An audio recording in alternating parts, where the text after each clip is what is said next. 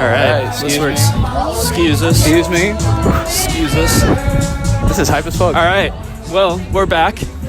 This is Stalk Talk. I'm with Carsen. This is Carsen Gobber. I'm Cury. Welcome back to the Stalk Talk. It's absolutely alive here on campus. Yeah, it's great. We actually were gonna go and try and record in our last place, studio. in our recording studio. Turns out it's locked. I'm assuming because it's moving day or moving week for all the college kids. It's popping out here. Illinois next week. We're hype as hell. We're gonna get into that today. Yeah. We got some people in our way here. Jeez, great dog though. Good looking dog. That's a great looking dog. We might have to I have to re-record pet this. him, yeah. What are we doing? Lady. We just got in trouble from some sorority girls. That's all we're doing. We're out here. I think some people got in our way. Yep. Theta bitches got mad. Cool. But yeah, we'll get into it. Here we go. Oh yeah. Like we said, welcome back to the Stock Talk. We are on campus right now. We couldn't get into our recording studio because it's a Saturday and there's a lot going on. So we had to just... Yeah. We're just adjusting. We're just trying to feel things out, I guess. I don't know. Yeah. We walked around campus a little bit. have to deal with what am I trying to say? Had to deal with the cards we were dealt, something like that. Cards we were dealt. Yeah, Yeah. given Something like something. that. Yeah. Yeah. Today we're gonna get into get into why we lost last year against Illinois, what we got to do this year to win, which we are gonna win definitely, and then we're gonna close it out with kind of talking about those allegations that have recently been going down with the NCAA and Nebraska. Yeah. Kind of get into like what the media is saying and stuff, and how it's kind of just some bullshit. So Absolutely. yeah, we'll kind of get rolling here. Yeah. Yeah, if you want to start us out. Yeah. Do we just want to talk about Illinois game first? Yep. Is that cool? All right. Absolutely awful game last year. Yeah. Not too good. Well, Probably first our off, worst game of the season. Yeah, I'd say so. Let's start off right away with our initial thoughts on the game. Is it a win for you? For this year? Yeah. Definitely a win. A win. I was saying 24-10. I believe you were saying 27-10. Yeah. Yep. Yeah. Field goal difference. Yep. Either way, I think it's gonna be pretty close. Yeah, it should be pretty tight. So I mean, yeah, this is a team that's returning. You know, they got Brett Bielema on, but that doesn't really matter. Doesn't matter if it's his first year. No. We're definitely gonna have to still get into it. Yeah. And I fight hard, and they play hard. Yeah, and kind of like we said last week too, just with these games this season, I think they're going to be nail biters. I think up until the end, I think it's going to be close. I think a lot of them are not going to be. I mean, I know you're predicting a couple more blowouts than I was, but I mean, it's Big Ten football. You know, they're close. Should be tight. Big Games Ten West. Yeah, it's crazy. So yeah, I think this is going to be another close one. Yeah, 27-10, 24-10. definitely. As far as last year went, we talked prior. We were like, we don't want to throw anything on McCaffrey. What was the saying you said? Yeah, it's pretty solid. It's just water under the bridge. Exactly. Over it. Even though like a lot of what happened in that last game, you could say it was his doing, so to say. He had a lot of fumbles, a lot of turnovers. Yeah. I mean, we literally started out our first possession. I was talking to him with a terrible screen pass to Wandale that ended up being a backwards pass that screwed us over and set the energy the wrong way. Yep. We were even in the black shirts too. Like that was just an awful game last year. Yeah. No energy on the defense. We were decent, but yeah, can't do anything when your offense is turning it over like crazy. Yep. And then also in 2019 when we had that, so it was a win. So a couple years ago. Yeah, so we won, but we also had 4 fumbles. That was our biggest. Yep. Well, and I that think doesn't happen a lot, dude. It was 3 fumbles and then 1. It was like a tipped pass or something like that, but it should have been an interception right then and there, but it wasn't. And it was, I mean, those are just hard games to watch, man. Like you're sitting there, you know. You shouldn't win those. No, you should not Easy. win a game where you're down in the turnover battle 4-0. No, absolutely not. Yeah. I mean, we did it again this year when we played Rutgers. Our last game of the season this past COVID year. Yep. Adrian had like 3 interceptions in the first half or whatever, and we still came away with a dub. It's like, God, if we really just get rid of our stupid self-inflicted wounds, and if we get special teams right, we should win a lot more games this year because all of our games come down to 5-point spreads usually. Yeah. And they're usually our mistakes. No, they're always our mistakes. Literally always our mistakes. We always beat ourselves. I mean, we've been saying the same thing for years. We're just shooting ourselves in the foot, you know. Exactly. Season after season, game after game. But I'm staying optimistic about the season. I think we're going to come out a solid team. We're optimistic for a good reason because if you're in the loop at all and you're listening to these press conferences, all they talk about is self-inflicted wounds, special teams, fumbles, interceptions. That is what they're focusing on, the basics, the shit that we are just not getting right. And if we do get them right, we're going to be a solid-ass team. Mm-hmm. And so if that's what our focus is in the offseason and we're still bad this year, yeah, Scott Frost is definitely on the hot seat, and that's what we're going to get into later because the media doesn't know what the hell's going on around Nebraska, but we'll get into that later in the NCAA allegations. Yeah. How we doing? Anyway. Hi. But yeah. So yeah. What else we got to say about that game last year? I mean, it was just I'm straight up. Last year for me was like a fever dream. All those games, they just all blended together. It was the same. I mean, no crowd, no energy. It was consistent. Yeah. It was consistently just sucky, but I don't know. Yeah, for sure. Yeah. Yeah, you want to kind of roll into what our keys to success are for this game? Yeah. This table is so hot out here. Also, though, real really quick, hot. this is a top 10. My mom texted me this morning. Texted our group chat. She was like, "It is a top 10 day for Nebraska today," and she is not wrong. It is gorgeous out here. Really gorgeous. Literally, nice wind. It's probably like 70, 75, but like it's like that cool fall wind, not like that summer hot breeze. Yeah. Feeling like football, y'all. 1 week. It's getting a little hot, I will admit. I also decided to This wear table's pants hot. today, so that's kind of my fault. Yeah, he decided to wear some pants. I don't know what why. are you doing? It's my bad, but yeah. So going into this game, obviously Illinois is really good with their run game. They know how to run against us. And they hit hard on the defense. Yeah. So it's going to be a defensive game, I think, defensive-led game, which is good. I like kind of starting the season off with our strong suit, because then it's What do you mean by that? Because our defense is way more sturdy than our offense. Yeah. And A lot more proven. Yeah. We know they're going to be good this year. Absolutely. Whereas our offense has the chance to be just as good as our defense, but we have no idea kind of thing. And so I like starting the season off with a solid competition, kind of testing It our is defense. interesting that we're playing Illinois our first game. Yeah, not like Fordham or that's like a conference game, right? Right off the bat. Conference Big Ten West game right off the rip. Kind of ballsy. Kind of like what we were saying earlier. Like it doesn't matter that they have a first year coach. This first year coach has coached great teams at Wisconsin. Yeah. That always beat our ass when he was the head coach there. Mm-hmm. Coached a great Arkansas team. Who cares if it's his first year? He's returning kind of like Nebraska. He's returning like I want to say like more than half of the offense and defense this year as starters. So who knows? Yeah. Literally, we It's have really up in the air. And another thing with BLMO is we have no tape on him. We have no clue what he's going to throw at us. Yeah. And that's what like all the coaches are saying in the press conferences. They're like, we have no idea what Illinois is going to throw at us. We have literally zero idea. And I'm excited. Great new coach. I'm very excited. It should be insane. It's in Champaign too. Mm-hmm. Love our whites. That should be awesome. Yeah.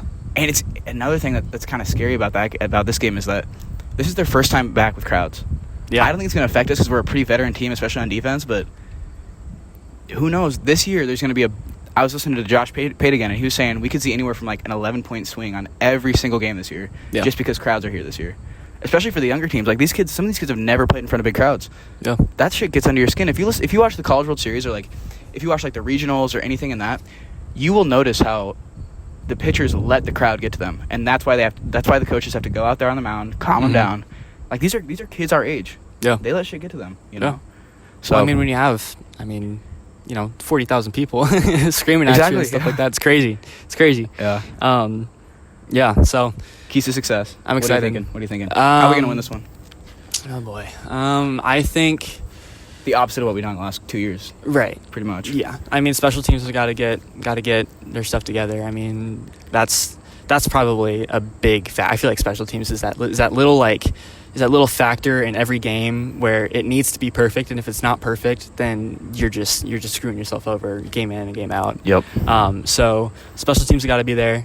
We also need solid, I think pass game. I think pass game is going to be huge this game. I think because we don't know if we're going to be able to establish the run because we have no idea who's starting a running back. Right. You know. No, absolutely. And so after that, we got to win the turnover war. Yep. Defense is huge. I think. Force some fumbles, force some interceptions. I think we will this year. I think we're going to have way more turnovers this year on defense. Yeah. Our pass rusher is going to be a lot better. Yeah. Big stops on third down. Yep. Force them to punt. I want to see. I would love to see a game that's back and forth where it's just punt after punt after punt. We're just going back and forth, and then we have a breakaway towards the end of the game, and throw a couple scores in there, here or there. But I'd love to see a defensive run game. That's a good solid like start stopping the run game. Yeah. From the defense. Yep. Definitely. Which should happen. We had a really solid run defense last year. Yeah. We have great. We fill our gaps. Mm-hmm. We got big dudes filling those holes. I have full faith this season too. So. Yeah, because we're returning all those guys. Like they shouldn't regress, and Yeah. we have great defensive coaches, so they're not going to regress. Yeah, absolutely. Yeah. I mean, seriously, I mean, keys is, it's simple. Like, it's to win any game. You got to win the turnover battle. You got to establish the run game. You got to be solid on defense, force some turnovers. So, I mean, and those are all things that we're harping on this year, and I think we're going to see it this year. And we should definitely beat them. I mean, again, they are a first-year head coach team. We should be beating them.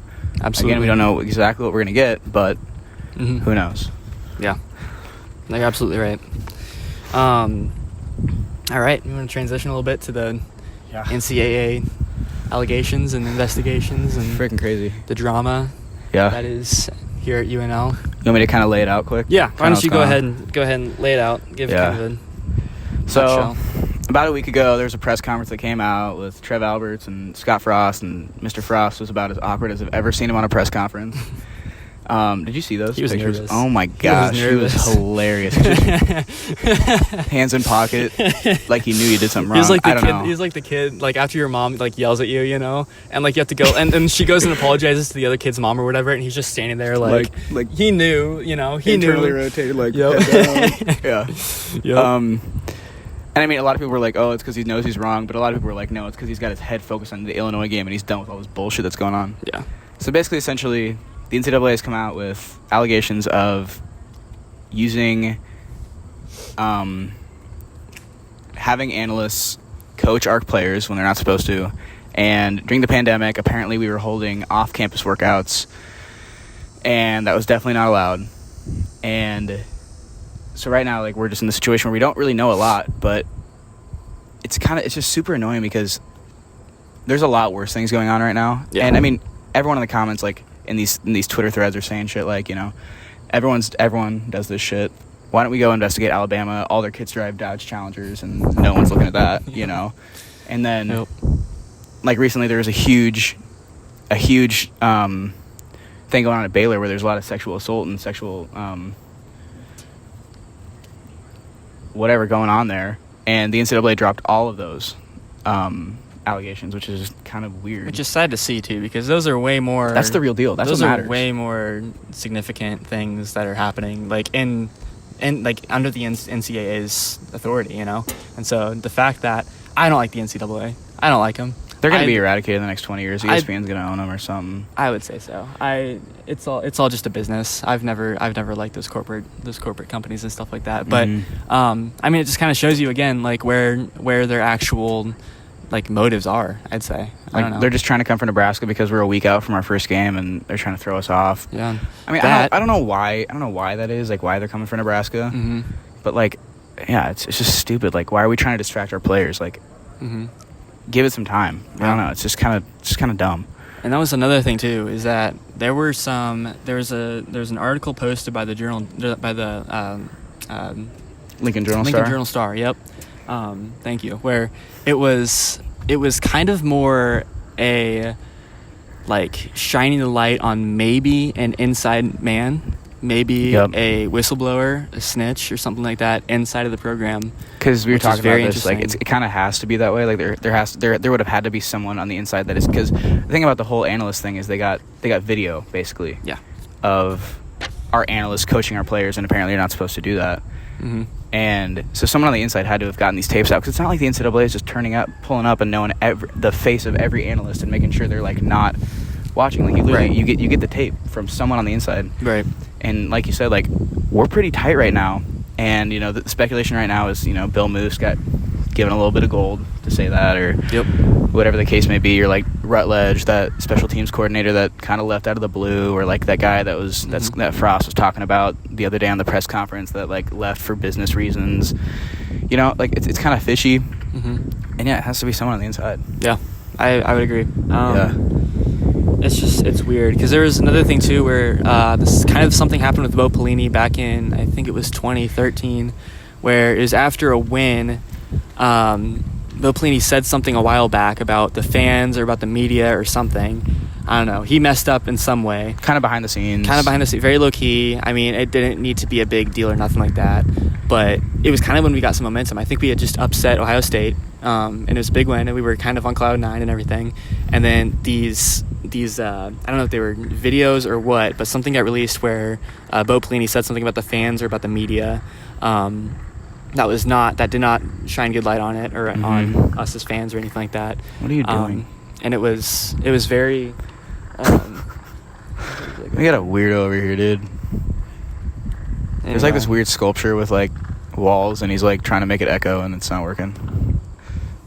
I wonder if this is picking that up. It probably is. Yeah, probably a little bit. But yeah, so there's a history of this kind of stuff, of maybe someone in the program, maybe I don't know, just some weird movements inside of UNL and inside the administration for years. So I think it's very odd coming out 10 days before our first game of the season, because they obviously and that's something too that the media is trying to push, is and we're gonna get into that in just a sec. I'll say that for later, but it's just very interesting timing, very interesting. It's almost like too good to be true. It's one of those things, where it's just kind of a gut feeling. It's just like, this is not, there's something weird going on here. But yeah, and so like from there, I kind of want to go into like if you are at all a true Nebraska fan, you know that Mr. Frost himself is not on the hot seat this year. He is if he has another losing season. Yeah. But if you look at any of these media outlets right now, if you go to 247 Sports, if you go anywhere online, all you're going to see is this is a chance for Nebraska to buy out Scott Frost, and that's not going to go down. No. Maybe if there's another losing season, but again, we're seeing how if we go to a bowl game, he's not going anywhere.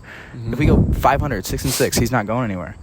So I just want to shed light on the fact that literally the media is so in the dark about this stuff, and they're just spewing bullshit about shit they don't know about. Yeah. It's kind of like, because like it's funny, we listen to them for everything else, and the second you're like a primary, like you're on the scene, like you know what the hell's going on, and they're not like saying the truth, so to say. They don't know what's really going on. It's like, damn, why do I listen to them for everything else? Right.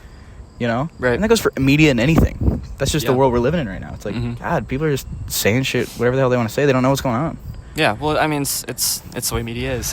Yeah. We don't like the media. I mean, it's kind of ironic now that we're kind of doing this now and putting stuff out there almost like the media, but we're not the media. We're not the media. Yeah. Don't listen to us, but yeah. So I think it's very just weird timing. It's interesting that the media is already pushing the idea that maybe we want to get rid of Coach Frost. We don't want to get rid of Frost. No, if we lose, yes, but no. Seriously, he's it's like the prodigal son. It's like the kid, Tom Osborne's kid, is coming back, and he's like leading us to championship. This is the first year he's confident. Yeah, like, absolutely. He's never been confident prior to this. Yeah, and like if you listen to anything now, he's happy. He's happy where the team is. If you listen to him any year prior, he's still like, oh, we're still rebuilding the culture. We still don't know what's going on. Sure, it took 4 years, but dude, he had nothing when he got here. Kids weren't even required to work out. They literally didn't have to show. Did you know that? Yeah, it was like under Mike Riley, they literally didn't even have to go work out. Yep. They had optional workouts for everything. No, you gotta go squat. You gotta go do your thing. Like seriously. So, yeah. And we already seen a big difference with him too. So I don't think he's going anywhere. Oh yeah. I don't think he is. But, yeah. I mean, that's really it. I feel like. Yeah. Kind of everything we got. Yeah, we're not sure when this one's gonna come out, but before the Illinois game for sure. This is Saturday the 21st right now, so we'll get this out for you. Yeah. And yeah, go Big Red. We'll be talking to you right after the Illinois game. Actually, we're gonna do a live breakdown after and make sure that you're there for that. Yeah. Should be really solid, and we're gonna beat them. So. Yeah, we are. Yeah. 27-10. 24-10. 27-10. I hope. I'm right. No. 90-0. 90-0. We're gonna sweep them. Sweep them. All right. All right, guys. Thanks for listening. Yeah. We'll catch you next time. See ya. Boom. Okay.